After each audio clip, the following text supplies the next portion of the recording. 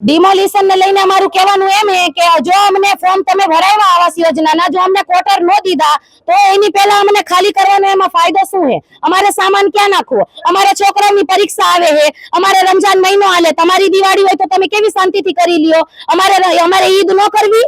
તમારી દિવાળી હોય તો તમે કેવી શાંતિથી કરી લો? અમે 25-30 વર્ષથી રહી અહીંયા, અમારા છોકરાઓની પરીક્ષા આવે છે, ગાડી વાળાને અમારે કેવી રીતે એડજસ્ટ કરવું?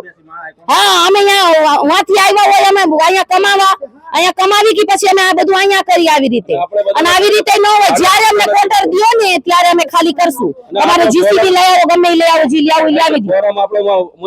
આનામાં કરીને મેં 700 રૂપિયા 1000 રૂપિયા બગાડીને કાગળ દીધા હે, તો પછી ધંધા બંધ કરીને તો અમે કઈ નવરી ના હતા અહીંયા ઉભા રહેવા? હા વેરાતા ક્વાર્ટર કાળી બજાર કરી નાખ્યા. અમારા ક્વાર્ટર પાસ કેમ નથી કરતા? અમારે ડ્રો કેમ નથી કરતા? શું સરકારે વેચીને ખાઈ નાખ્યા ક્વાર્ટર? તો અમને ફોર્મ શું કામ ભરાવ્યા? ફોર્મ ન ભરાવાય ને. અમને ઈદ કરી લેવા દો. અમને કલેક્ટર ની માંગ અમારે ઈ છે, અમને ઈદ કરી લેવા દો, પછી ડિમોલિશન કરજો અને અમને ક્વાર્ટર આપી દો.